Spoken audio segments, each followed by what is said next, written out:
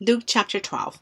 Meanwhile, when a crowd of many thousands had gathered, so that they were trampling on one another, Jesus began to speak first to his disciples, saying, Be on your guard against the yeast of the Pharisees, which is hypocrisy. There is nothing concealed that will not be disclosed, or hidden that will not be made known. What you have said in the dark will be heard in the daylight, and what you have whispered in the ear in the inner rooms will be proclaimed from the roofs. I tell you, my friends, do not be afraid of those who kill the body, and after that can do no more. But I will show you whom you should fear. Fear him who, after your body has been killed, has authority to throw you into hell. Yes, I tell you, fear him. Are not 5 sparrows sold for 2 pennies? Yet not one of them is forgotten by God. Indeed, the very hairs of your head are all numbered. Don't be afraid. You are worth more than many sparrows. I tell you, whoever publicly acknowledges me before others, the Son of Man will also acknowledge before the angels of God. But whoever disowns me before others will be disowned before the angels of God. And everyone who speaks a word against the Son of Man will be forgiven. But anyone who blasphemes against the Holy Spirit will not be forgiven.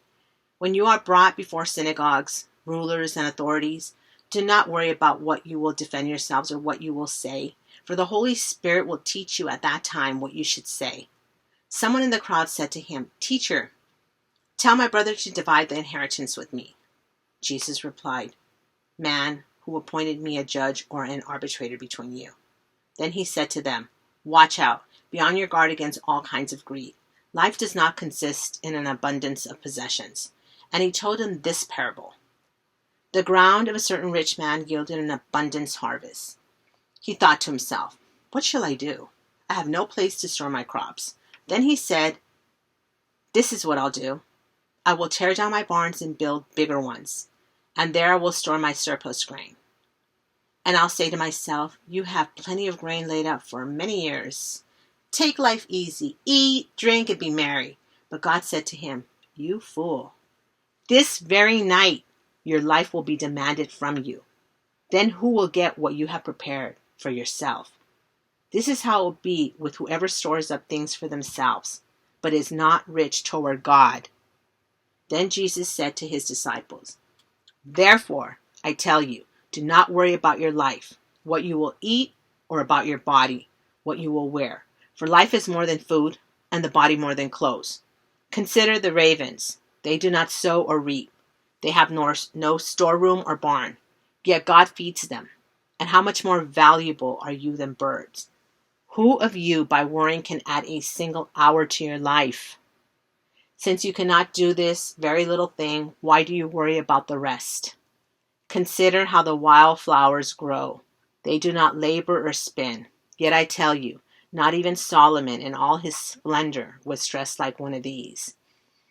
If that is how God clothes the grass of the field, which is here today and tomorrow is thrown into the fire, how much more will he clothe you, you of little faith? And do not set your heart on what you will eat or drink. Do not worry about it. For the pagan world runs after all such things, and your Father knows that you need them. But seek his kingdom, and these things will be given to you as well. Do not be afraid, little flock, for your Father has been pleased to give you the kingdom. Sell your possessions and give to the poor.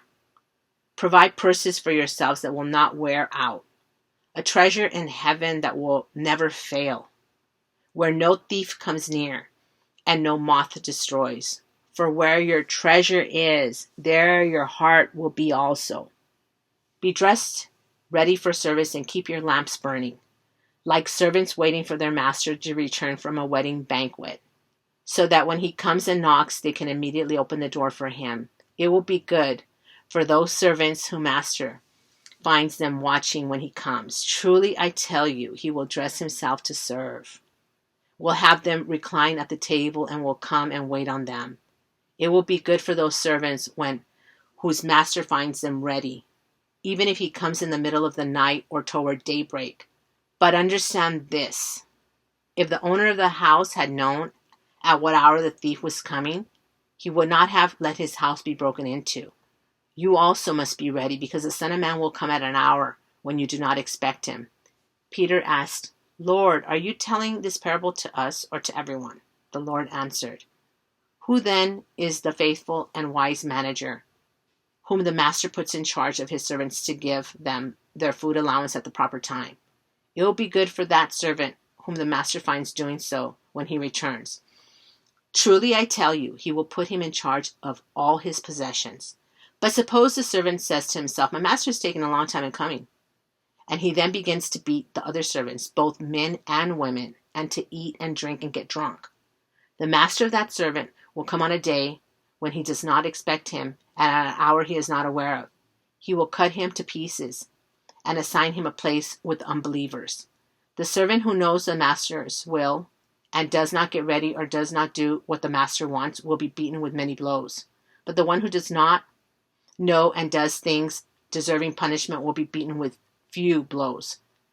From everyone who has been given much, much will be demanded. And from the one who has been entrusted with much, much more will be asked. I have come to bring fire on the earth, and how I wish it were already kindled. But I have a baptism to undergo, and what constraint I am under until it is completed. Do you think I came to bring peace on earth? No, I tell you, but division.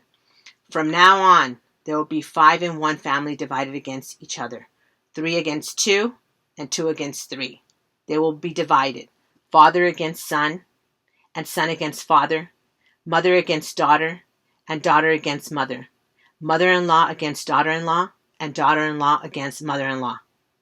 He said to the crowd, when you see a cloud rising in the west, immediately you say, it's going to rain, and it does.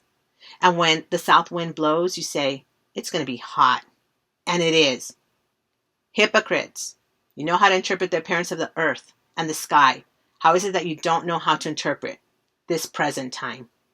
Why don't you judge for yourselves what is right? As you are going with your adversary to the magistrate, try hard to be reconciled on the way, or your adversary may drag you off to the judge, and the judge turn you over to the officer, and the officer throw you into the prison. I tell you, you will not go out until you have paid the last penny.